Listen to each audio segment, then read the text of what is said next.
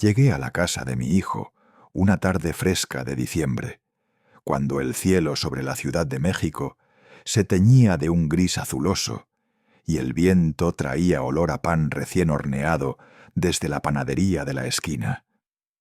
En mis manos llevaba una bolsa pequeña de papel marrón con un lazo rojo, unos pastelillos de la vieja pastelería del Mercado San Juan. Había sido nuestra tradición durante años. Cada vez que podía, les llevaba algo dulce a mis nietos, aunque últimamente sentía que esa costumbre ya no tenía el mismo peso para ellos. Camila estaba en la cocina. La vi desde el umbral, el cabello recogido en un moño apurado, las mangas de la blusa remangadas y las manos moviéndose rápidas entre cazuelas. El aceite chisporroteaba y el olor a pollo adobado se expandía por toda la casa, mezclándose con un leve aroma a canela y vino. Las ventanas estaban empañadas por el calor y el vapor formaba figuras en el cristal. Yo me quedé un momento en la puerta, observando cómo la casa que ayudé a pagar seguía siendo cálida y viva, aunque yo me sentía cada vez más un invitado que un miembro. Ana Sofía salió corriendo desde el pasillo, con su cabellera suelta y una sonrisa que todavía me derrite el corazón. Me abrazó la cintura y me entregó un dibujo arrugado de Papá Noel. «Mira, abuelo, lo hice en la escuela». Detrás de ella venía Diego, mi nieto mayor, mostrando sus nuevos zapatos de fútbol, levantando el pantalón para que yo viera bien los tachones brillantes. Le di una palmada en el hombro y él me sonrió tímido. Por un momento, ese abrazo de ellos me hizo olvidar el nudo en el estómago que me acompañaba desde hacía semanas. Diego me jaló de la mano y me llevó al patio trasero. «Ven, abuelo, vamos a sacar a Lucho», dijo mientras buscaba la correa del perrito. El perro, pequeño y nervioso, salió disparado al jardín, ladrando contra los cohetes que los vecinos lanzaban en la casa de al lado. Yo reí un poco, acariciando al animal para calmarlo, mientras Diego me contaba del partido del sábado, de cómo había metido un gol de cabeza. En su voz había entusiasmo, pero también una inquietud que yo no supe leer en ese momento. Desde la sala llegaba el sonido de un bolero suave mezclado con villancicos. Mauricio, mi hijo, estaba ajustando la música en la bocina, con un vaso en la mano. Se movía con cierta rigidez, como si estuviera ensayando algo en su cabeza. La casa estaba decorada con luces navideñas, pero había un aire extraño, como de antesala. Cuando regresamos del patio, Camila ya había puesto la mesa. El mantel blanco con bordes rojos, que yo mismo les regalé en su boda, cubría la mesa. Sobre él, los platos de porcelana con pequeñas flores azules, también regalo mío, brillaban bajo la luz cálida del comedor. Las copas estaban alineadas, y en el centro, un jarrón con flores de Nochebuena completaba la escena. Todo parecía festivo, pero yo sentía en mi pecho un peso difícil de nombrar. Nos sentamos, yo, como siempre, al lado de los niños. Camila sirvió vino tinto en las copas de cristal. Mauricio se sirvió primero, luego la miró sin sonreír.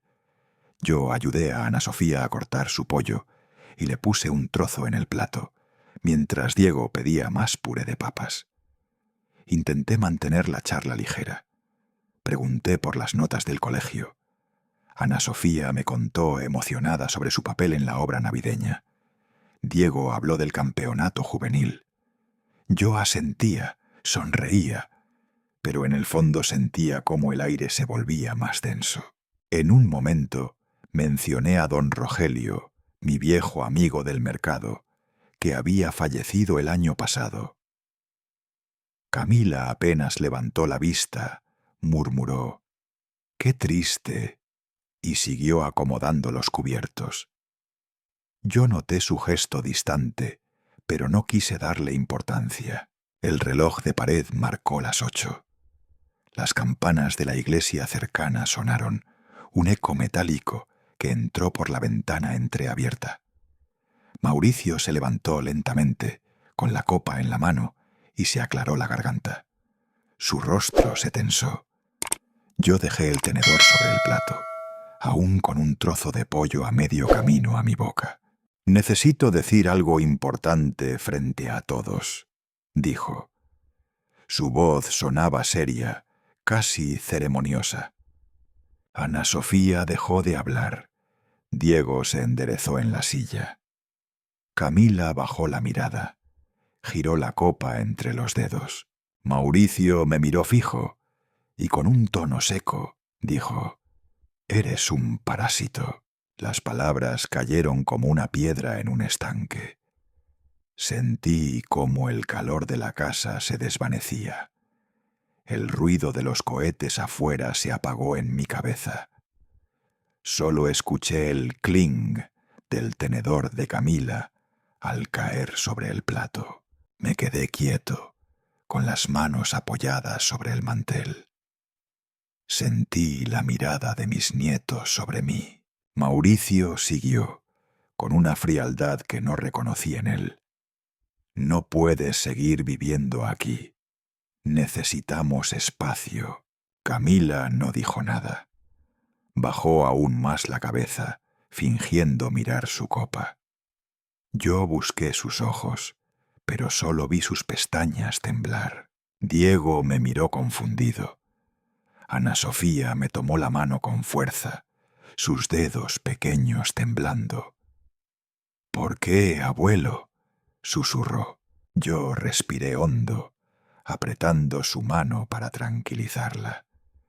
Sentí un nudo en la garganta, pero no quise mostrarlo. Mauricio cruzó los brazos, su rostro endurecido como una piedra. Nadie más habló. El ventilador del techo seguía girando, zumbando en el silencio pesado. El olor a pollo adobado seguía flotando, pero ya no tenía nada de festivo. En ese instante, sentado en esa mesa que yo ayudé a pagar, rodeado de platos y cubiertos que yo había comprado, entendí que algo se había roto para siempre. No era solo la cena, no era solo la casa. Era mi lugar en la vida de mi hijo. Era mi nombre, mi dignidad, puesta en duda frente a mis nietos. Me quedé callado. Los dedos de Ana Sofía, aún aferrados a mi mano, eran lo único que me mantenía en pie. Afuera, un perro ladró y un cohete estalló, como un eco de mi corazón partiéndose. Y así terminó esa noche, que comenzó con pastelillos del mercado San Juan y sonrisas de niños, y acabó con la palabra más cruel que un hijo puede decirle a su padre. Yo, en silencio, sentí que el aire de la casa ya no era mío. La cena del destino me había mostrado, sin aviso, mi verdadero lugar. Me quedé sentado unos segundos después de que Mauricio pronunciara aquella palabra, como si el aire hubiera perdido todo su calor. Las manos me temblaban, no por rabia, sino por esa mezcla de tristeza y vergüenza que uno siente cuando lo desnudan frente a su propia familia. Miré a mis nietos, a sus ojos confusos, y supe que tenía que decir algo, no para justificarme, sino para que entendieran quién soy y lo que he hecho. Metí la mano en el bolsillo interior de mi chaqueta y saqué un sobre arrugado. Era de papel amarillento, con las esquinas gastadas de tanto abrirlo y cerrarlo. Lo puse despacio sobre el mantel manchado de vino, justo entre mi plato y el de Mauricio. Nadie habló. Saqué los recibos uno por uno y los extendí sobre la mesa. El papel todavía olía a tinta fresca del banco. «Aquí están», dije con voz baja pero firme. 3 años pagando la hipoteca de esta casa. 3 años. Mauricio apenas inclinó la cabeza. Los miró de reojo, y con un gesto de desprecio levantó la mano. «Eso fue tu decisión, papá», respondió con frialdad. «Nadie te obligó». El corazón me dio un vuelco.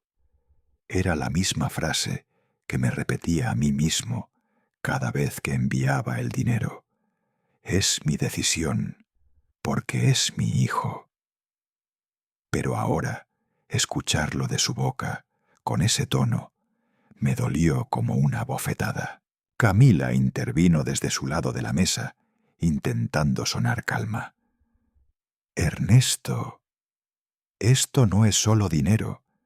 Se trata de límites, de la salud emocional de nuestra familia». Su voz tembló un poco en la última palabra. Yo la miré. Las manos le vibraban mientras sostenía la copa. No parecía creer del todo en lo que decía, pero lo dijo igual. Se me escapó un suspiro. Tomé el último recibo, el del mes pasado, y se lo señalé a Mauricio. 18.000 pesos cada mes, hijo, directo de mi cuenta a la tuya. Ahí está mi nombre. Uno de los recibos se deslizó al borde de la mesa y cayó al suelo. Diego se agachó para recogerlo. «Papá», leyó en voz alta con su tono de adolescente. «Aquí dice Ernesto Padilla como titular». Mauricio se inclinó rápido, le arrebató el papel y lo dobló con brusquedad. «No manipules a los niños», dijo con los dientes apretados. Diego se quedó quieto, mordiéndose el labio.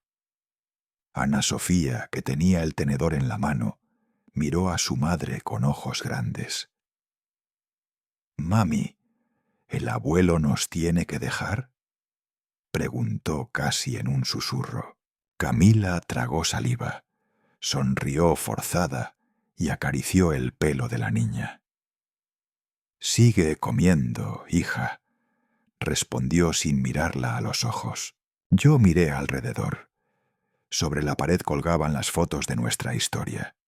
Mauricio con toga y birrete el día de su graduación. Mauricio y Camila en su boda, sonriendo con esa juventud que yo había ayudado a financiar. Mis nietos, recién nacidos, envueltos en mantas blancas. Todos esos momentos habían pasado por mis manos, por mi trabajo, por mis sacrificios. Recordé en voz alta aquel día en que su empresa estuvo a punto de quebrar y yo vendí mi camioneta para pagarle una deuda. Cuando tu negocio se vino abajo, ¿quién pagó, Mauricio? Yo. Y no lo hice esperando nada. Lo hice porque eras mi hijo. Pero él me interrumpió con la misma frialdad que antes. Tus elecciones, no las mías. Las palabras me cortaron como vidrio. Vi a Camila levantarse para retirar algunos platos, tratando de mantener la compostura. Pero sus manos temblaban tanto que la copa se inclinó y un poco de vino cayó al mantel. Diego dejó su plato a un lado, la frente arrugada, y murmuró casi para sí: «Papá, el abuelo siempre nos ayudó». Ese comentario fue como una chispa. Mauricio golpeó la mesa con la palma abierta. Las copas vibraron y una de ellas se volcó, derramando el vino sobre el mantel blanco con bordes rojos. El líquido corrió, formando un charco oscuro que manchó los recibos. Me levanté sin pensar, el corazón latiendo fuerte. Saqué mi billetera del bolsillo trasero y de ahí otro manojo de papeles doblados, aún más viejos. Facturas de reparaciones de la casa, de medicamentos para Camila cuando dio a luz a Ana Sofía, de las mensualidades del coche que todavía usan. Los desplegué sobre la mesa, uno tras otro, formando una hilera de pruebas de mi vida entera. Esto, dije con la voz temblorosa, también fue mi decisión. Todo esto, y lo volvería a hacer, porque son mi familia. Pero no digan que no estuve aquí. Mauricio apretó los puños, su rostro enrojecido, y de un manotazo barrió todos los papeles, lanzándolos al suelo como si fueran basura. «Ya basta», dijo con un tono que no le conocía. «No más chantaje emocional». Ana Sofía se echó a llorar. Se levantó de la mesa y salió corriendo al pasillo. Diego fue tras ella, intentando calmarla. La puerta del cuarto de los niños se cerró con un golpe seco. Yo me agaché lentamente para recoger los papeles del suelo. Estaban mojados de vino, pegajosos, algunos rotos por las esquinas. Los puse uno sobre otro, tratando de no mancharme las manos. Camila, de pie junto a la cocina, me miraba con una mezcla de miedo y vergüenza. El reloj de pared marcó las 8:30. Afuera, los vecinos seguían tirando cohetes, pero su estruendo sonaba lejano, como detrás de un cristal. El ventilador del techo seguía girando, repartiendo el olor a adobo mezclado con el vino derramado. Me quedé un momento inclinado, mirando los papeles. En cada recibo estaba mi nombre. En cada cifra estaba un pedazo de mi vida. Pensé en las madrugadas que pasé trabajando, en las cuentas que yo mismo dejé de pagar para que ellos pudieran salir adelante. Y ahí, en ese comedor iluminado por luces cálidas, supe que esas cifras no significaban nada para mi hijo. Me incorporé despacio. Mauricio ya no me miraba. Estaba de pie junto a la ventana, con los brazos cruzados, respirando agitado. Camila recogía trozos de pan del mantel, intentando aparentar normalidad. Yo sentí cómo se me vaciaba el pecho. No era rabia, era algo más hondo, una mezcla de cansancio y desilusión. Miré hacia el pasillo, donde mis nietos se habían refugiado, y luego a la mesa vacía frente a mí. No dije nada más. Solo recogí los últimos papeles del suelo, los doblé con cuidado y los guardé en el sobre arrugado. El mantel seguía manchado de rojo, como si hubiera sangrado sobre él. En ese instante comprendí, con una claridad dolorosa, que ya no había palabras suficientes para explicar lo que yo había hecho, ni para convencerlos de mi amor. Entendí que, para ellos, mis sacrificios eran simplemente mis decisiones, y que ninguna cantidad de recibos cambiaría eso. El silencio se volvió tan espeso que podía oír mi propio corazón. Me senté otra vez, sin mirar a nadie. Por primera vez en muchos años sentí que no pertenecía a esa mesa, a esa casa, a esa familia tal como la habían convertido. Y en ese pensamiento se cerró la noche para mí. En medio del ruido de los cohetes y del olor a adobo, yo estaba más solo que nunca. Después de esa cena que ninguno de nosotros olvidaría, me levanté sin hacer ruido, como quien no quiere molestar ni al viento. No quedaba nada por decir. Subí las escaleras con la espalda encorvada, no solo por los años, sino por el peso de una vergüenza que no merecía. El abrigo viejo seguía colgado detrás de la puerta del cuarto de visitas, ese cuarto que hasta hace poco consideraba mío. Lo tomé con calma, como si la tela raída pudiera darme algo de consuelo. En su bolsillo interior aún guardaba el pañuelo que Ana Sofía me había bordado el año pasado, con hilos torcidos y letras chuecas. «Te amo, abuelito». Lo apreté fuerte dentro del puño. Desde el pasillo escuché la voz suave de Camila en el cuarto de los niños. Ana Sofía sollozaba bajito, con ese llanto entrecortado que solo los niños saben hacer cuando se les parte el mundo sin entender por qué. Camila le cantaba algo al oído, la misma canción de cuna que yo solía tararear cuando Mauricio era niño. Esa coincidencia me dolió más que cualquier insulto. Diego estaba fuera del cuarto, recargado contra la pared con su balón de fútbol bien apretado entre los brazos. Cuando me vio, enderezó la espalda y trató de sonreír, pero no le salió. Me agaché, le revolví el pelo húmedo por el calor y le dije en voz baja: «Cuídate, campeón». Él asintió sin hablar, los ojos brillosos. Me di la vuelta sin mirarlo más. Si me quedaba un segundo más, se me quebraba la voz. Bajé las escaleras, paso a paso, cada escalón un recuerdo. Los cumpleaños celebrados en ese comedor, los regalos envueltos torpemente por manos de niño, las tardes de juegos de mesa y chocolate caliente. Desde la cocina llegaba el murmullo contenido de Mauricio y Camila discutiendo.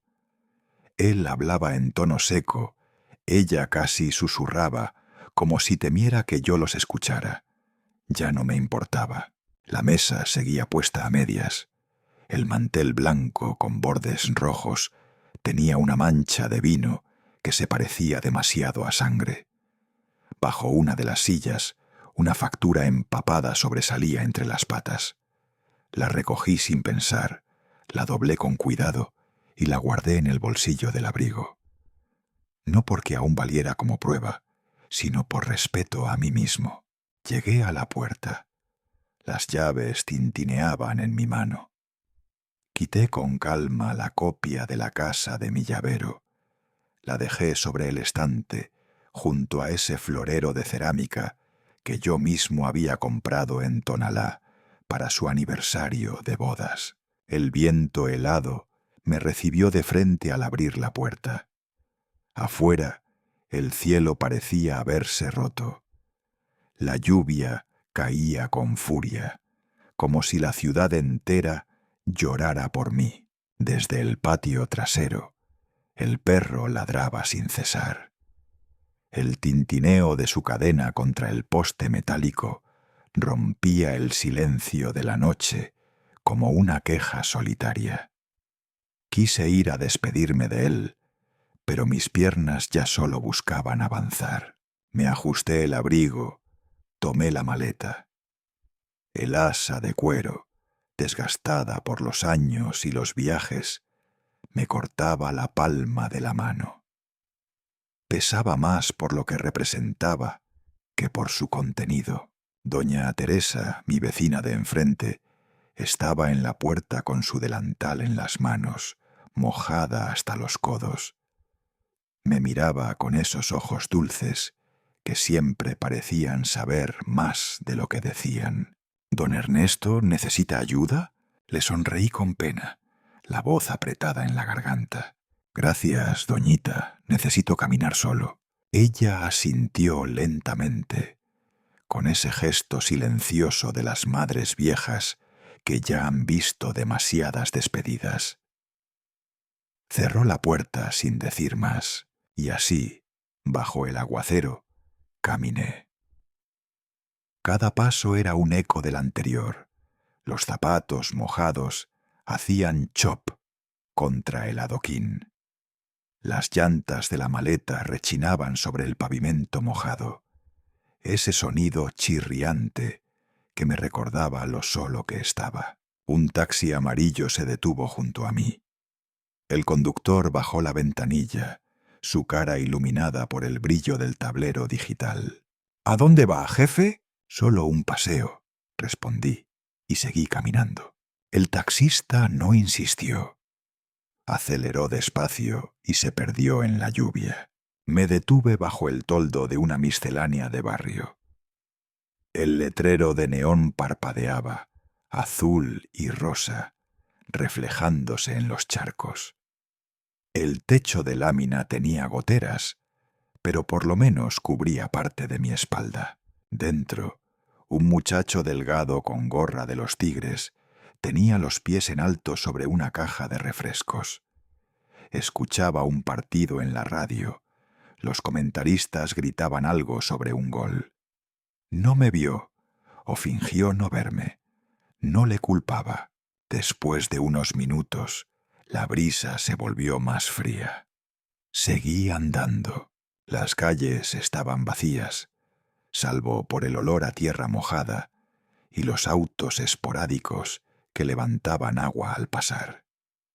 En cada esquina me preguntaba si debía llamar a alguien, a un amigo viejo, a un primo lejano. Pero no tenía ganas de explicar. No esa noche. Finalmente, llegué a una calle lateral que apenas recordaba. Un cartel oxidado colgaba de un clavo flojo. Habitaciones por noche. Las letras estaban descoloridas, casi invisibles bajo la luz verdosa de un foco moribundo. El edificio era de 2 plantas, con pintura descascarada y ventanas empañadas. Un lugar que olía a historias abandonadas. Me paré frente a la puerta de cristal, donde el vaho empañaba la vista del interior.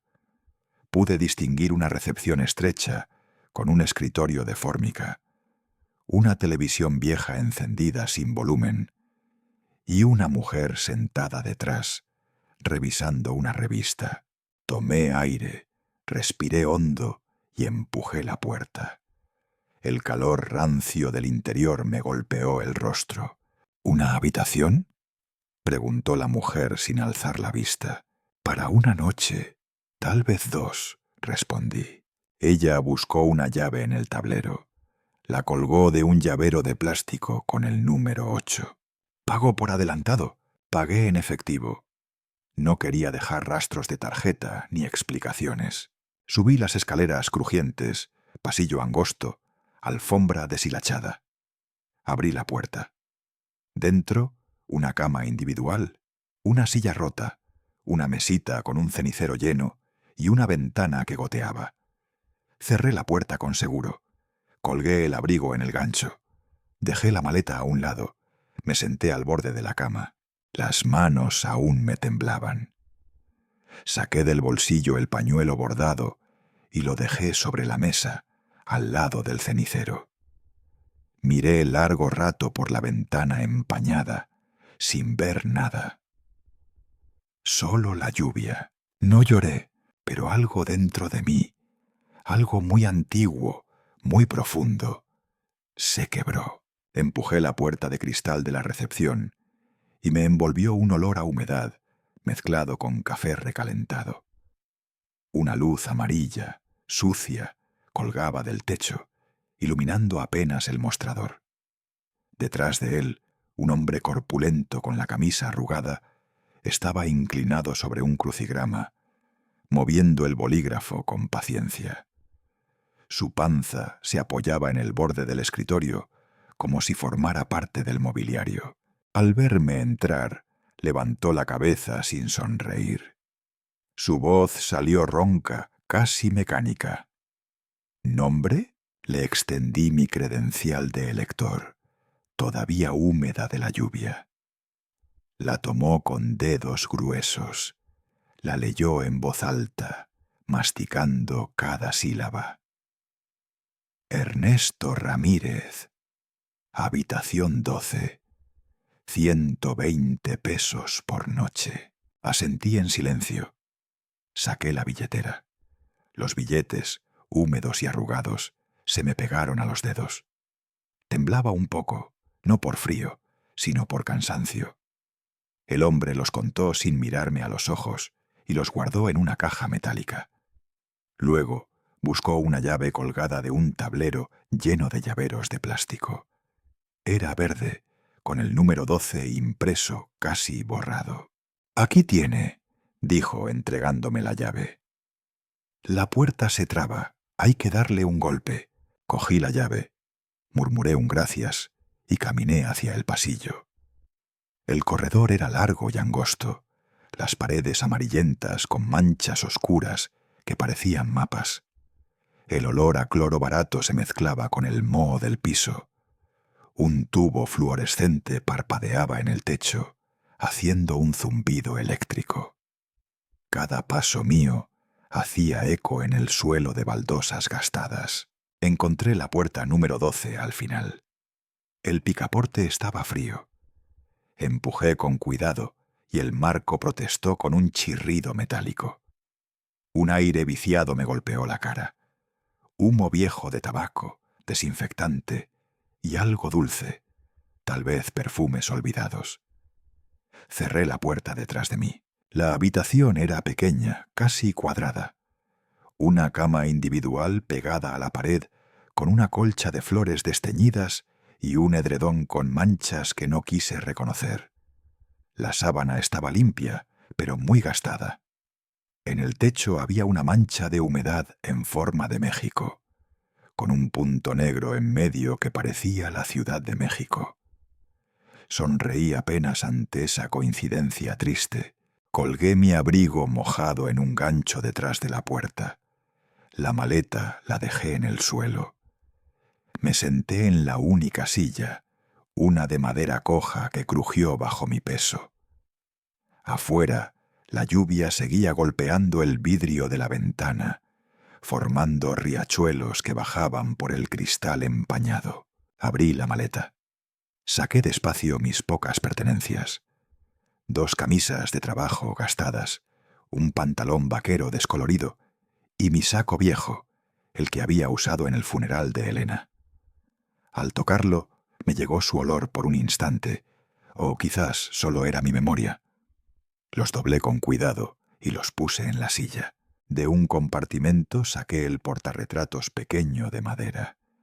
Era la foto de Elena en el Parque Chapultepec, riéndose con el cabello al viento. La coloqué en la mesita junto a la cama, como un faro en medio de esa penumbra. Fui al baño. La luz era débil y verdosa, proveniente de un foco viejo. El espejo estaba manchado de cal. Del grifo caían gotas lentas que hacían un sonido hueco en el lavabo. Me lavé la cara con agua helada. El frío me recorrió el cuello, pero me mantuvo despierto. Me miré al espejo, el pelo pegado por la lluvia, las ojeras profundas, la piel arrugada. Reconocí al hombre que me devolvía la mirada, pero no me gustó verlo así, encogido. Regresé a la habitación y saqué mi libreta de notas del bolsillo de la maleta. La tapa estaba doblada y el bolígrafo tenía la tapa rota. Me senté en la mesa pequeña que cojeaba y comencé a escribir con letra lenta. Saldo, 120.000 pesos de ahorro. Pensión, 8.500 mensuales. Gastos, 1.200 pesos habitación. 3.000 alimentación. Resto para medicinas y transporte.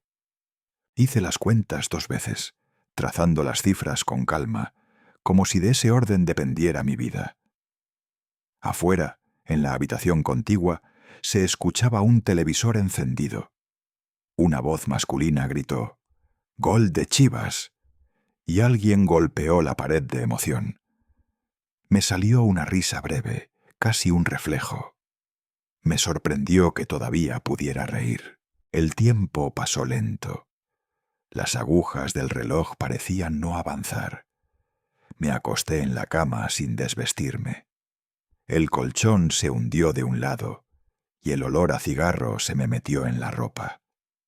Cerré los ojos un momento, pero el estómago me rugió. No había cenado. Me levanté. Bajé al vestíbulo donde había una máquina expendedora. El sonido de la lluvia llegaba amortiguado por las paredes. Compré un paquete de galletas y una soda. El guardia de noche, un muchacho con sudadera, ni me miró. Volví a subir las escaleras. De nuevo en la habitación, me senté en la cama. Comí las galletas una por una, sintiendo cómo se deshacían secas en la boca. Bebí un sorbo de soda. La ventana estaba empañada. Con el dedo dibujé un círculo y miré afuera. La calle desierta, charcos reflejando las luces verdes del neón, el agua cayendo sin pausa. El teléfono vibró en la mesita. La pantalla iluminó la foto de Mauricio. Un mensaje. Papá, tenemos que hablar. Lo leí 2 veces. No respondí. Lo dejé boca abajo. La luz desapareció. Apagué la lámpara. El cuarto quedó en penumbra. El somier crujió cuando me acosté. Afuera seguía lloviendo, y cada gota era como un golpe suave contra el vidrio. En el pasillo, pasos apagados, puertas cerrándose, un estornudo lejano, sonidos de vidas ajenas. Me giré de lado, abrazando el saco viejo como si fuera un escudo. Era mi primera noche lejos de la casa de mi hijo, mi primera noche sin pertenecer a ningún sitio. El sueño vino lento, cortado por la lluvia y esos pequeños ruidos del pasillo.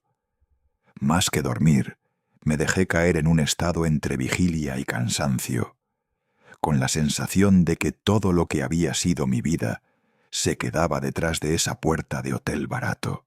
Y así, en esa habitación pobre, con la foto de Elena vigilándome desde la mesita, pasé la noche. Sin lágrimas, sin gritos, solo con el eco de mi propia respiración. Con la certeza de que el mundo, por más frío que se pusiera, todavía me debía un lugar para volver a empezar. Regresé del abarrote de la esquina con la bolsa de plástico chasqueando en mi mano. Dentro llevaba un bolillo grande, 1 litro de leche y 3 plátanos maduros que habían estado en oferta. Era mi compra habitual desde que llegué a esta pensión barata. La lluvia había amainado, pero las aceras seguían resbalosas, cubiertas de hojas y papeles mojados.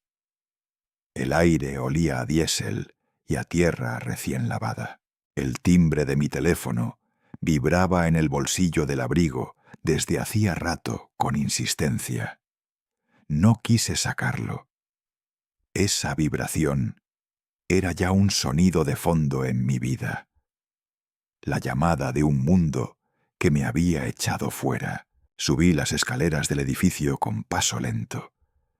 Al abrir la puerta del pasillo, la luz fluorescente parpadeó, iluminando las paredes manchadas. Llegué a la habitación 12 y empujé la puerta que crujió como siempre, ese chirrido metálico que se me había vuelto familiar. Dejé la bolsa sobre la mesa y me quité los zapatos. Sentí el sudor pegado en la espalda, una humedad fría que me hizo estremecer. Puse agua a calentar en la cafetera pequeña para preparar un café instantáneo. El vapor empezó a subir y me relajó un poco el olor. Entonces escuché los golpes en la puerta, 3 rápidos, 2 más lentos. Un patrón que me heló la sangre como un eco del pasado. Me quedé quieto, con la mano en el aire. El corazón me dio un salto y después latió despacio, pesado. Me sequé las manos en el trapo de cocina, caminé hasta la puerta y abrí apenas un resquicio. Allí estaba Mauricio.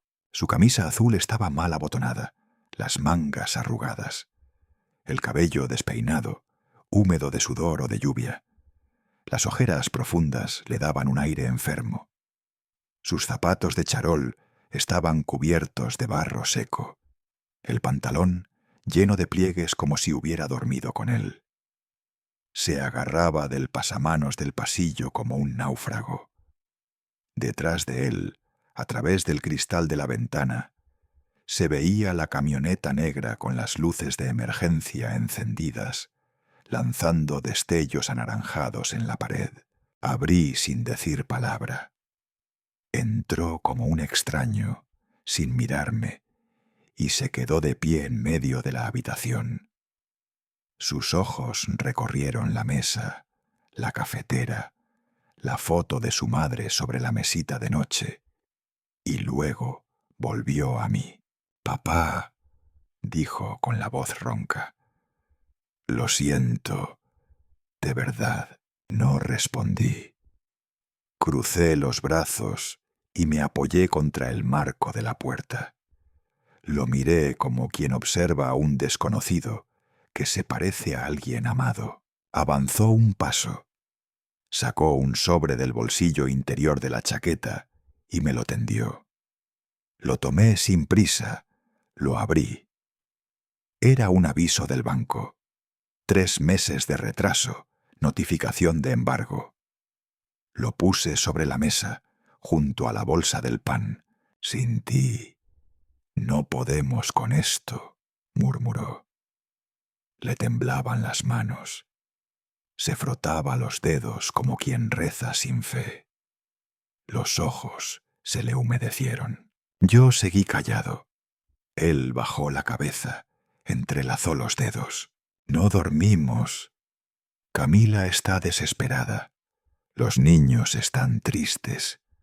Por favor, papá. Solo unos meses más. Sus palabras flotaban en la habitación, llenando el aire de una súplica rota. Yo caminé hasta el cajón del escritorio. Saqué las copias impresas de las transferencias. 18.000 pesos cada mes, desde el primer mes hasta el último. Las puse junto al aviso del banco, como 2 espejos enfrentados. Mauricio desvió la mirada. No lo hicimos con malicia, susurró. Lo observé de cerca. En su expresión reconocí al niño que atrapaba monedas para comprar helado y luego decía: «No fui yo». Esa mezcla de vergüenza y cálculo. Le hice la pregunta sin rodeos. «¿Vienes por nosotros o por el dinero?» Se quedó inmóvil, la boca entreabierta. Bajó la cabeza y al final hizo un gesto mínimo, un asentimiento casi imperceptible. Ese movimiento tan pequeño me dolió más que cualquier palabra. Asentí también, sin mirarlo ya. Fui hasta la puerta y la abrí. «Es tarde, tengo que cenar», dije con calma. Mauricio respiró hondo, como si quisiera decir algo más. No lo dijo. Caminó hacia la salida. En el umbral se detuvo. Me miró un instante, pero en sus ojos no había arrepentimiento, sino miedo. Salió al pasillo. Lo vi bajar las escaleras desde mi puerta abierta. Subió al SUV, cerró de un portazo y arrancó sin ponerse el cinturón. Las luces anaranjadas parpadearon un segundo antes de apagarse. Cerré la puerta despacio. Me quedé de pie en medio de la habitación, con el pan todavía en la bolsa y el café enfriándose en la cafetera. Sentí un vacío enorme, no por lo que me pedía, sino por lo que yo ya no podía darle. Me senté en la silla coja. Tomé el aviso del banco y las transferencias y las apilé con cuidado. Los puse dentro del sobre y lo guardé en el cajón. El café ya estaba frío, pero lo bebí igual. El sabor amargo me llenó la boca. Afuera, la lluvia había vuelto. El agua golpeaba la ventana en ráfagas cortas. En el pasillo se oían pasos y el chirrido de otra puerta. La vida del motel seguía, indiferente a mi drama. Me incliné sobre la mesa, apoyé la frente en las manos. No lloré. Sentí solo un cansancio profundo, ese cansancio que no se quita con dormir. Pensé en Diego y en Ana Sofía, en sus manos pequeñas aferrándose a las mías, en la mirada perdida de Camila.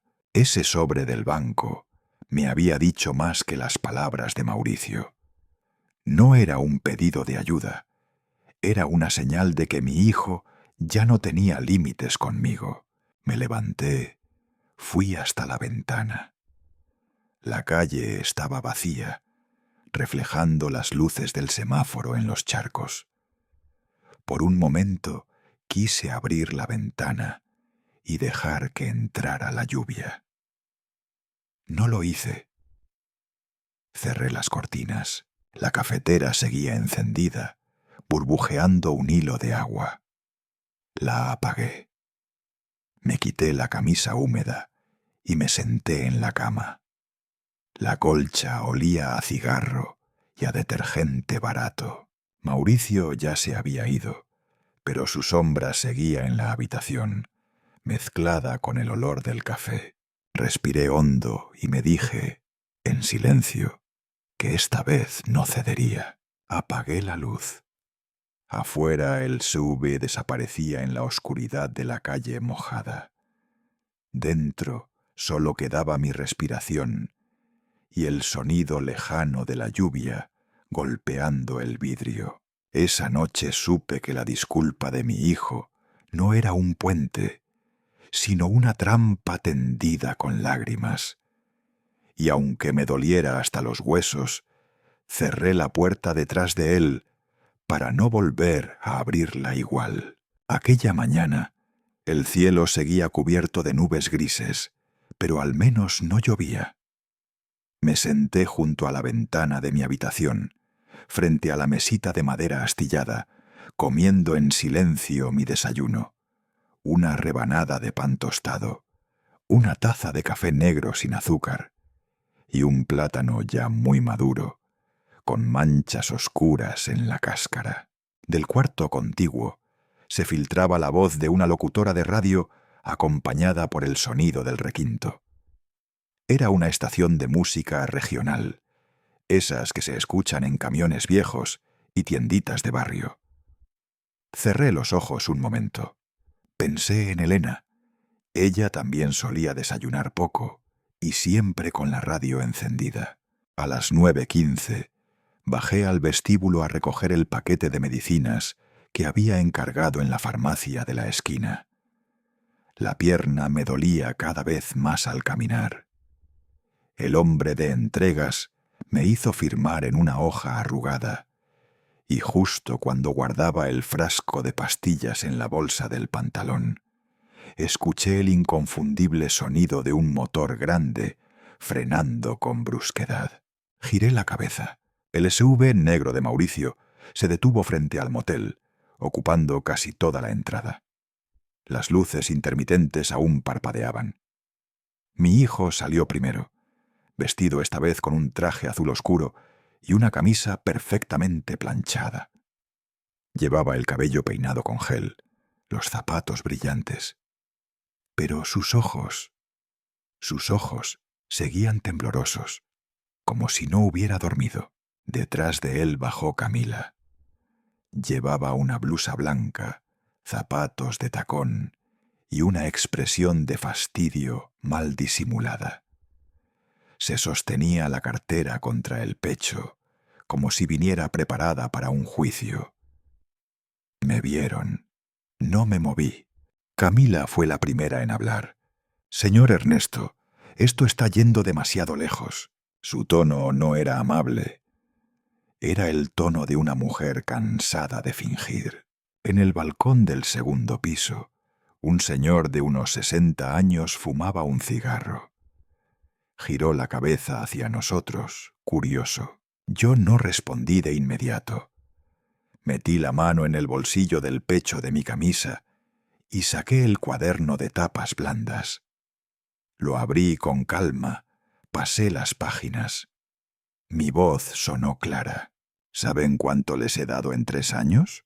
Camila cruzó los brazos suspirando. Fui enumerando los montos. 18.000 pesos cada mes, sin fallar. En total, más de 650.000 pesos.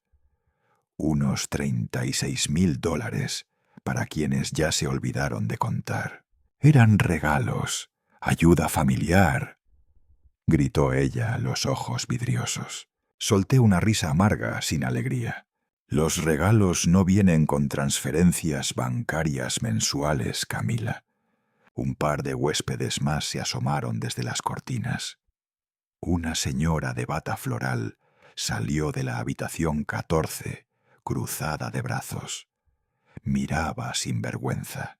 Saqué de mi portafolio un folder con copias de todos los comprobantes bancarios, los resúmenes de pagos, incluso los correos con sus supuestas gracias escritas en tono automático.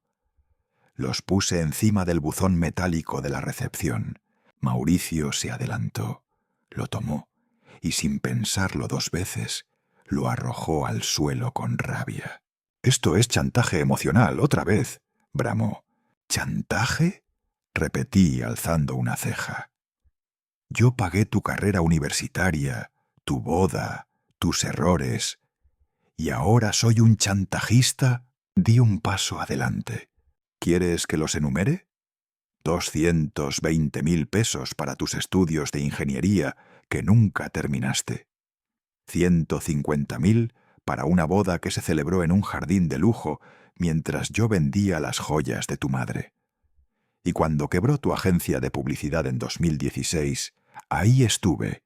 100.000 pesos para que no terminaras en la calle». Mauricio bajó la mirada, su mandíbula apretada. Sabía que no podía negar nada. Camila apenas murmuró temblorosa: «Vas a destruir a tu propia familia, Ernesto. Ustedes la destruyeron primero». En ese instante, don Chucho, el administrador del motel, salió a la recepción. Caminó hasta colocarse a mi lado, los brazos cruzados. «Aquí no permitimos escándalos familiares. Si no son huéspedes, les voy a pedir que se retiren». Mauricio me lanzó una mirada de odio contenido. Camila ya no sostenía su altivez. Miraba alrededor, notando las miradas que no se ocultaban. La señora de la bata, el señor del cigarro, los ojos detrás de las ventanas entornadas. Sin decir más, Camila dio media vuelta. Antes de subirse al coche, Mauricio se giró. «No hemos terminado». Mi voz salió firme, sin temblor. «Tienes razón, esto apenas empieza». El portazo del SUV resonó como un disparo. Las ruedas chirriaron al alejarse. Silencio. Poco a poco, las cortinas volvieron a cerrarse. Algunos suspiros. Un silbido bajo de desaprobación. Yo me agaché y recogí los papeles del suelo. Sacudí el polvo, los doblé con cuidado y los volví a guardar en mi portafolio. El sol asomó tímidamente entre las nubes, como si el cielo también quisiera darme algo de luz en medio de tanta oscuridad. Volví a subir a mi habitación. Sobre la mesa seguía la fotografía de Elena. El reflejo del sol iluminaba su rostro enmarcado. Me senté, cerré los ojos.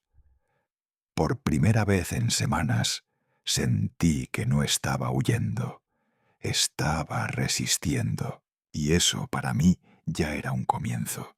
Había pasado una semana desde aquella confrontación frente al motel. Todo parecía volver a la calma, al menos en apariencia. Mi rutina no cambió. Me levantaba a las 6, estiraba los brazos frente a la ventana empañada y salía a caminar lentamente alrededor del pequeño parque de la esquina. Caminaba despacio, midiendo los pasos, para que la pierna no me doliera tanto. Los árboles del parque estaban llenos de pájaros que picoteaban migas de pan, y algunas señoras paseaban a sus perros envueltos en suéteres de lana. Respiraba hondo. Me repetía que todavía estaba vivo, que todavía podía sostenerme de pie. Al volver, preparaba mi desayuno sencillo: avena con un poco de azúcar morena y café con leche condensada.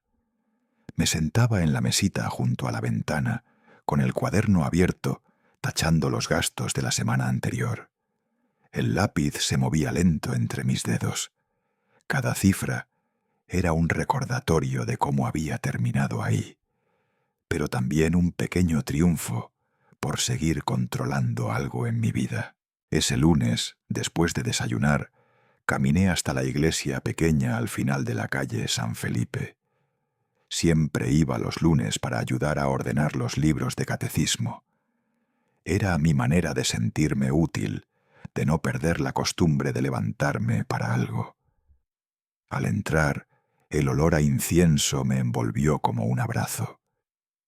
El padre Ignacio estaba en el altar, limpiando con un trapo viejo el polvo del crucifijo de madera. Al verme, levantó la mirada y asintió. «Ernesto, el otro día vi algo en internet sobre ti», dijo en voz baja. Me detuve, sorprendido. Lo miré sin entender. Él hizo un gesto para que lo siguiera hasta el cuartito detrás de la sacristía. Sacó su teléfono del bolsillo de la sotana y me mostró la pantalla. Era un video de apenas 2 minutos, grabado con un celular tembloroso. Ahí estábamos Mauricio, Camila y yo, discutiendo en la entrada del motel. Mi voz sonaba firme, la de Mauricio irritada. En un costado podía verse a la señora de la bata floral, del cuarto 14, sosteniendo su teléfono. Ella había sido quien grabó. El padre Ignacio deslizó la pantalla y me mostró el contador. Casi 15.000 visualizaciones. Bajó a los comentarios. Había 2 bandos, claro. Unos me insultaban, otros me defendían. Pero la mayoría escribía palabras de apoyo. El verdadero valor de un padre no se mide en billetes, leyó en voz alta uno de los mensajes. Otro comentario decía: «Yo también fui tratado como carga por mis hijos. Gracias por hablar». Sentí un nudo en la garganta. Cerré los ojos. No era vanidad, era alivio. Alguien escuchaba, alguien entendía. Al salir de la iglesia, el aire estaba fresco. Un grupo de hombres mayores estaba sentado en sillas plegables frente al taller Hermanos Rivera. Entre ellos estaba don Baldomero, de 72 años, un viejo mecánico que conocía de vista. Me llamó con la mano. «Bien hecho, don Ernesto, les pusiste en su lugar», dijo con una sonrisa franca. Los otros asintieron. Algunos me dieron palmadas en el hombro. Sentí calor en el pecho. No era orgullo. Era sentir que por primera vez en mucho tiempo no estaba completamente solo. La historia corría rápido. Esa misma tarde fui a almorzar a La Lupita, la fonda de la esquina, donde a veces comía cuando no tenía ganas de cocinar en la habitación. Al entrar, la dueña, una mujer robusta de cabello recogido en moño, me miró con ojos brillantes. «Hoy le toca plato grande, don Ernesto. Va por cuenta de la casa», dijo mientras me servía tacos de carne asada rebosantes, con tortillas recién hechas y salsa de aguacate. No supe qué decir. Solo junté las manos en señal de agradecimiento. Masticar ese primer taco me supo ahogar. Mientras comía, una mujer de unos 50 años se sentó a mi mesa. Se presentó como María del Sol. Me contó que su esposo también había sido echado de casa por una hija ingrata. Lo dijo sin rencor, pero con la voz cansada. Estamos armando un grupo de apoyo. Nos reunimos los sábados en el Centro Cultural San Martín. Nos llamamos Padres Invisibles. Usted debería venir, me dijo. Asentí sin pensarlo demasiado. Había algo en su mirada que no era lástima, sino invitación. El sábado siguiente llegué al Centro Cultural San Martín. Era un edificio viejo, pintado de azul deslavado, con un letrero de letras sueltas. Subí la escalera de metal al segundo piso. En la sala de reuniones había unas 20 personas, hombres y mujeres, casi todos de cabello blanco, algunos con bastón, otros acompañados de nietos pequeños. El ambiente era cálido y triste al mismo tiempo. Todos traían historias que pesaban más que cualquier maleta. Nos sentamos en círculo. María del Sol me presentó. Al principio hablé poco, pero después las palabras salieron solas. Conté mi historia, sin adornos, sin ocultar nada. Cada detalle encontraba eco en algún gesto, en alguna cabeza que asentía. Había lágrimas, había silencios. Un hombre llamado Julián, de manos grandes y temblorosas, se quebró al contar que su hijo le había quitado la pensión, obligándolo a firmar papeles que no entendía. Me hizo firmar papeles, repitió con un hilo de voz. El murmullo de apoyo llenó la sala. Sentí que algo se abría dentro de mí. No era solo mi problema, era el problema de muchos. Al terminar la reunión, nos quedamos charlando en pequeños grupos. Algunos proponían formar un fondo común para pagar abogados. Otros sugerían talleres para aprender nuestros derechos.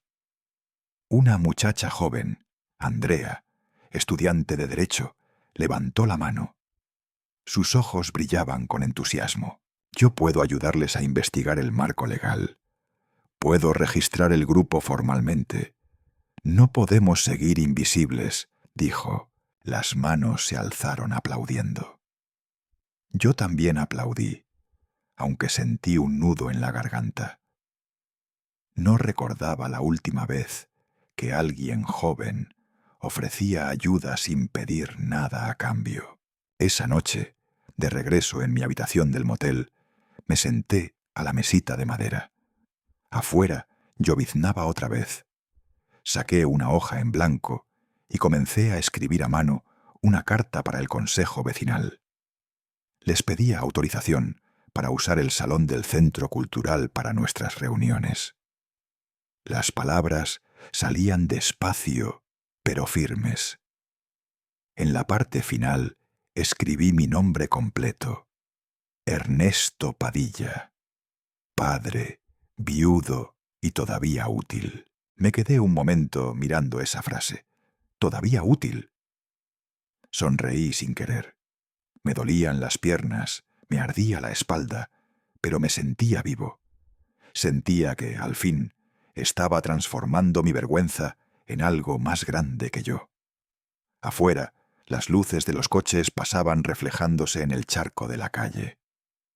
En el radio del vecino sonaba un bolero antiguo, y por primera vez en semanas, el sonido no me pareció triste, sino esperanzador. Era jueves, un jueves como cualquier otro, o eso creía yo. El sol comenzaba a inclinarse sobre los tejados oxidados del motel, tiñendo el patio de un ámbar cálido y algo melancólico. Estaba agachado, limpiando la cadena de mi vieja bicicleta con un trapo húmedo, concentrado en sacar ese polvo pegado que se resiste como los recuerdos. El aire olía a asfalto caliente y pan recién horneado del puesto de la esquina. Era un día tranquilo, hasta que escuché una voz familiar. «Abuelo», me giré, y ahí estaba Diego, mi nieto. Vestía una sudadera con capucha gris, de esas que cubren más de lo que muestran. Su mochila colgaba de un solo hombro, y en la otra mano llevaba una botella de agua. Tenía los cordones de los zapatos desatados y una expresión en el rostro que no era la de un niño, ni tampoco la de un adulto. Algo en medio, algo quebrado. Me quedé paralizado por un segundo. ¿Viniste solo?, pregunté, acercándome con el corazón en la garganta. Él asintió sin decir nada. Sus ojos, tan parecidos a los de Camila, estaban ligeramente enrojecidos. No supe si por cansancio, por rabia o por miedo. Lo invité a pasar a mi habitación. Era pequeña, con olor a madera vieja y café. Tenía la cama hecha, el ventilador girando lento, y la mesita con unas galletas de coco en un plato de cerámica rajado. Le serví un vaso de agua fresca y acerqué las galletas. Diego se sentó en el borde de la cama. No comió, tampoco bebió. Solo se quedó ahí, con las manos apretando la botella. Pasaron minutos en silencio. El ventilador zumbaba como un grillo eléctrico, y entonces, con movimientos lentos, Diego abrió la mochila y sacó un pequeño USB plateado. «Encontré esto en la computadora de papá», murmuró, evitando mirarme. «Creo que deberías verlo». Lo tomé con cuidado, como si quemara. «¿Qué es?» «No estoy seguro».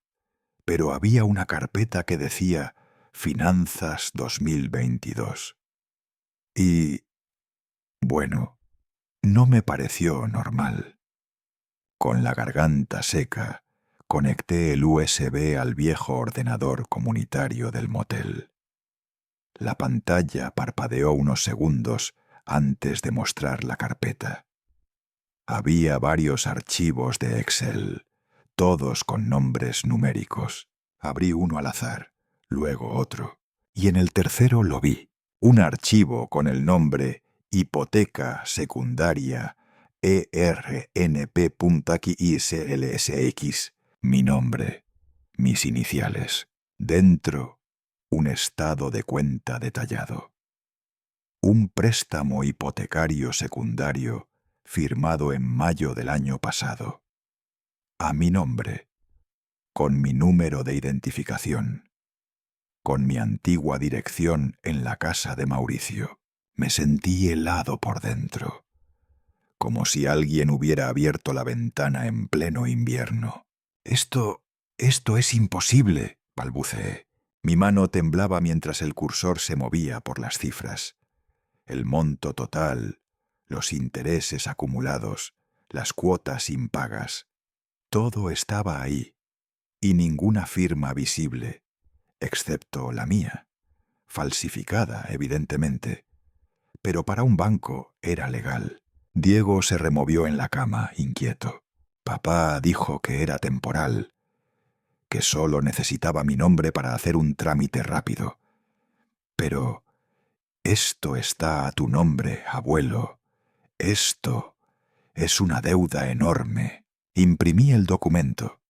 La impresora, vieja y lenta, escupía las hojas con un ruido metálico. Las hojas aún estaban tibias cuando las tomé. Mis dedos sudaban. Entonces ocurrió algo que nunca había pasado antes. Diego me tomó la mano. Su mano joven, tibia, temblorosa, se cerró sobre la mía. «Si necesitas que yo diga algo, si tengo que declarar, yo lo hago». No respondí de inmediato. Me limité a apretar su mano con fuerza. No hacía falta hablar. En ese momento, en esa habitación de motel con cortinas de flores marchitas y olor a café recalentado, supe que no todo estaba perdido. Lo acompañé hasta la parada del autobús en la esquina. El sol ya comenzaba a esconderse detrás de los edificios bajos. Mientras esperábamos, Diego no decía mucho. Solo miraba al suelo, pateando una piedrita con el zapato. Antes de subir al autobús, se detuvo y me miró. «Abuelo, quiero quedarme contigo unos días. Allá no se siente como hogar». Sentí un nudo en la garganta. No quise que me viera llorar. Tragué saliva y puse una mano firme sobre su hombro. «Cuando estés listo, aquí estaré». Lo vi subir al autobús. Me saludó con una pequeña sonrisa desde la ventana. Y luego desapareció tras la cortina de polvo del vehículo. Esa noche fui a la imprenta del final de la calle. Le pedí al joven del mostrador que me imprimiera 3 copias del archivo. Una para mi abogado, otra para el grupo Padres Invisibles, por si alguien más vivía algo parecido, y una para mí. La guardaría como prueba, como escudo, como grito silencioso. Mientras salía de la tienda, el aire estaba fresco. Levanté la vista. El cielo de la Ciudad de México se extendía oscuro, pero una luna nueva comenzaba a asomar tímidamente entre las nubes. No brillaba fuerte, pero estaba ahí, como yo. En mi pecho había una mezcla extraña, un dolor que todavía escocía y una calidez nueva. No era alegría, era algo más hondo, una chispa, esa chispa que se enciende cuando un nieto pone la verdad por delante del silencio, cuando el amor rompe la cadena del miedo, cuando el hogar no es un lugar, sino una decisión. Y en esa noche tibia de jueves, en medio del cemento, del ruido lejano del tráfico y del silbido de un vendedor ambulante, sentí por primera vez en mucho tiempo que la historia no terminaba conmigo, que tal vez recién comenzaba. Era un lunes nublado, el tipo de mañana que pesa en los hombros aunque no llueva. Me desperté antes de que sonara el reloj, como siempre. Me vestí con calma, camisa blanca recién planchada, el blazer café que aún conservaba del día de la jubilación, zapatos lustrados con cera de vela vieja. En el bolsillo izquierdo, el pequeño prendedor en forma de cruz, que fue de Elena. No era un amuleto, pero me sentía más firme con él. Andrea me había citado en el Centro de Protección de los Derechos de los Adultos Mayores, un edificio nuevo con ventanales grandes, justo en la esquina de Insurgentes con San Jerónimo. La sala B de audiencias familiares quedaba en planta baja, junto a una oficina donde dos secretarias tecleaban sin levantar la vista. Andrea ya me esperaba con su maletín negro. Me saludó con una mezcla de respeto y calidez, y me extendió una carpeta con todos los documentos ordenados. La impresión del USB que Diego me dio, los estados de cuenta, copias del contrato de hipoteca y las transferencias desde mi cuenta hacia la de Mauricio. Respiré hondo.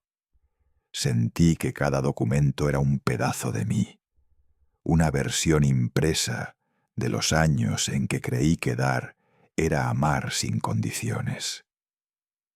Pero la vida, con el tiempo, te enseña que hay formas de dar que también pueden ser formas de desaparecer. Afuera de la sala vi a Mauricio. Llevaba saco azul marino, camisa clara y una corbata que yo le había regalado el día de su entrevista en la agencia publicitaria hace casi 10 años. A su lado, Camila, seria, impecable, como si estuviera en una misa elegante. Me acerqué unos pasos y dije suavemente: «Buenos días». No hubo respuesta, ni un gesto, ni una mirada. Camila desvió los ojos hacia una planta artificial en la esquina. Mauricio se mantuvo rígido, con las manos cruzadas al frente. Entramos. La jueza Dolores Arellano presidía la sala. Cabello corto, gafas de marco oscuro, mirada directa. No sonreía, pero su voz tenía una gravedad que imponía respeto. «Señor Padilla, tome asiento. Vamos a proceder a la revisión de los documentos», dijo con tono firme. Andrea fue directa. Mostró los archivos, los explicó con claridad. Expuso la línea del tiempo. El contrato de hipoteca con mi nombre, firmado en mayo del año pasado. Las transferencias mensuales a la cuenta de Mauricio desde el 2020, sumando más de 280.000 pesos. Mostró también mi firma escaneada y luego comparó con la que tenía registrada oficialmente. Había diferencias notables. Mauricio pidió la palabra. Se levantó con seguridad ensayada. Mi padre y yo teníamos un acuerdo verbal. Él quiso ayudarnos. Nadie lo forzó. Camila interrumpió con voz algo temblorosa pero segura. Ernesto ha ejercido presión emocional sobre nosotros durante años. Nunca aceptó que formáramos una familia independiente. Nos hace sentir culpables por todo. La jueza alzó la mano, cortando en seco la discusión. Esto no es un debate emocional. Es un caso de responsabilidad patrimonial. Luego se volvió hacia mí. ¿Usted reconoce esa firma, señor Padilla? Tragué saliva. Miré el papel. Reconocía las letras, pero no el trazo. No era mío, no en ese documento. No, señora jueza. Esa firma fue falsificada. Yo no firmé esa hipoteca. Andrea entregó en ese momento la copia del informe técnico sobre la firma, realizado por un perito grafólogo, que confirmaba la sospecha de falsificación. La jueza revisó los papeles con detenimiento. Si esta firma fue efectivamente falsificada, estamos ante una posible comisión de delito. Procederé a la suspensión temporal del contrato hasta que se investigue a fondo. En ese momento, la puerta de la sala se abrió. Y ahí estaba Diego. No sabía que vendría. Llevaba su uniforme escolar, la mochila en la espalda y en la mano una hoja doblada.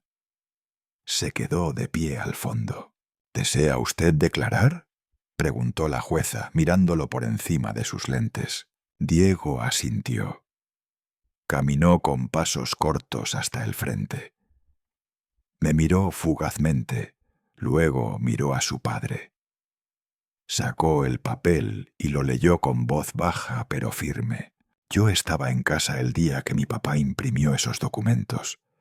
Vi cuando llenó el contrato. Mi abuelo no estaba. Nunca firmó eso. El silencio cayó como una manta pesada. Camila bajó la mirada. Mauricio se mantuvo en su sitio, pero su rostro perdió color. Después de una pausa breve, la jueza ordenó un receso de 15 minutos. Andrea me miró con alivio contenido. Salimos al pasillo. Yo me senté en la banca de madera. Sentí mis rodillas flojas. Diego se acercó y me abrazó. No recuerdo la última vez que eso había pasado. Cuando se retomó la audiencia, la jueza dictó resolución provisional. Se suspende de inmediato la validez del contrato de hipoteca a nombre del señor Padilla. Se remitirá copia certificada del expediente al Ministerio Público para iniciar investigación por posible falsificación y fraude. Mauricio no dijo nada, pero al salir su mirada era otra, ya no desafiante, sino opaca. Camila se alejó sin despedirse. Yo caminé de regreso al motel, con la sensación de haber descargado una tonelada. Sentía el aire más ligero. Hasta el ruido del tráfico parecía menos agresivo, pero la paz fue breve. Al llegar, noté la puerta de mi cuarto entreabierta, la cerradura rota. Entré despacio. Cajones abiertos, papeles revueltos, la caja donde guardaba las cartas de Elena hecha trizas. Nada valioso parecía faltar, pero todo estaba desordenado. Una nota manuscrita estaba pegada en el espejo.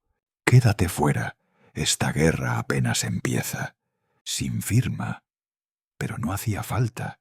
La letra era la de Mauricio. Me quedé de pie unos segundos, mirando esa frase.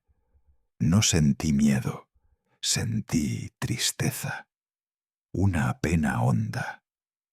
Porque el que me amenazaba ya no era un desconocido. Era el hijo que yo mismo crié. Pero también supe, en ese momento, que yo no volvería a retroceder. Lunes por la mañana. El cielo estaba pálido, con nubes espesas que parecían colgar bajas sobre la ciudad. Fui a la comisaría delegacional con la carpeta en mano. Presenté el informe del allanamiento. El joven oficial que me atendió se llamaba Hugo. Tendría menos de 30. Me escuchó con respeto, tomó notas, pero al final solo me dijo: «Don Ernesto, el callejón trasero no tiene cámaras. No hay mucho que podamos hacer si no hay testigos», asentí. No lo culpaba. Hizo lo que pudo. Regresé al cuarto de renta y me puse a ordenar. La cerradura ya la había cambiado por una más gruesa el día anterior. Acomodé todos los papeles: el acta del juicio, los comprobantes de transferencia, la carta de Diego, las copias de los documentos del préstamo hipotecario. Todo en un sobre manila que metí en una bolsa con cierre hermético, luego envuelto en nylon. Lo guardé dentro de una caja metálica que clavé debajo de la cama. Mientras hacía eso, sentí algo parecido a la calma. No paz, pero sí orden. Por primera vez en mucho tiempo, sentí que tenía control sobre algo. Esa misma semana, en la reunión de los padres invisibles, don Julián, el más veterano de todos, me tomó del brazo y dijo: «Queremos que usted sea nuestro representante en la charla del instituto. Los jóvenes necesitan escuchar verdades». Acepté sin pensarlo. No porque me creyera especial, sino porque ya no me daba miedo hablar. El evento fue el viernes. Escuela Secundaria Benito Juárez. Más de 300 alumnos en el auditorio. Andrea me ayudó a preparar la presentación, pero dejé los apuntes en la mochila. Subí al escenario con la camisa bien planchada, los zapatos boleados y el prendedor de cruz que fue de mi esposa. No leí discursos. Les hablé con voz llana, como si estuviera en la cocina de mi casa.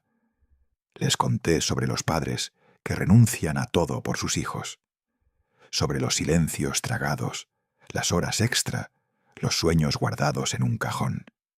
Les conté mi historia, sin adornos, sin drama exagerado, solo la verdad.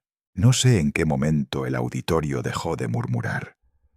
Cuando terminé, hubo silencio por unos segundos y luego un aplauso, largo, prolongado, inesperado. Diego salió corriendo desde la tercera fila y me abrazó frente a todos. Me entregó un sobrecito de papel doblado en 4. «Es de Ana Sofía», susurró. Lo abrí en la banca del pasillo, después. Era un dibujo hecho con crayones. Un abuelo y una niña sentados bajo un árbol, con una frase en letras grandes y torcidas: «El mejor abuelo del mundo». Lloré, no por tristeza, sino porque, después de tanto, alguien me vio. Realmente me vio. Esa noche abrí la laptop del cibercafé y escribí una publicación en el foro vecinal. Me llamo Ernesto Padilla. Tengo 67 años. Fui padre, esposo y trabajador. Hoy soy solo un hombre que no se esconde más. Mi historia no es única, pero ya no quiero que sea invisible. A los pocos días, el post tenía más de 8.000 compartidos. Comentarios de toda la República. Ancianos, enfermeros, maestros jubilados, nietos que extrañaban a sus abuelos. Algunos me daban ánimos, otros me contaban historias parecidas, y una tarde recibí una llamada de un número desconocido. «¿Hablo con el señor Padilla?», preguntó una voz femenina amable. «Soy Laura de la Fundación Dignidad Activa. Nos gustaría invitarlo a formar parte de un proyecto de concientización sobre los derechos de los adultos mayores». Me quedé mudo por un instante. ¿Quiere decir que puedo ayudar a otros? Eso mismo, contando su historia, organizando charlas, orientando, lo que usted quiera. Acepté. No porque quisiera revancha, sino porque había mucho por hacer. Diego ahora viene a quedarse conmigo los fines de semana. estudia mejor, duerme más tranquilo. Empezó a escribir un blog para jóvenes con abuelos a cargo. Le dije que yo no entendía mucho de redes, pero él se ríe y me explica con paciencia. Ana Sofía me manda dibujos por correo cada viernes, a veces flores, a veces un sol, una mariposa, siempre firmados con «Te quiero, abuelo». Camila no ha dicho una palabra. No contesto sus mensajes. Tampoco los borro. Solo los dejo ahí. Mauricio, no necesito saber de él. No me hace falta. Hace poco sembré flores nuevas afuera del cuarto. Margaritas y geranios. El señor del vivero me dio un descuento por ser cliente fiel y buena gente. También reparé el banco de madera del pasillo. Lo lijé, le pasé barniz, y ahora algunos vecinos se sientan allí por las tardes a tomar el fresco. Platicamos de fútbol, de las pensiones, de lo caro que está todo. Cosas simples, cosas humanas. Mi vida sigue siendo modesta. La renta no bajó. El café sigue subiendo. Y mi rodilla izquierda todavía cruje cuando cambia el clima. Pero cada mañana me levanto, abro la ventana, respiro hondo y sé que estoy donde debo estar, no como un estorbo, no como un anciano inútil, sino como un hombre con historia, con voz y con dignidad.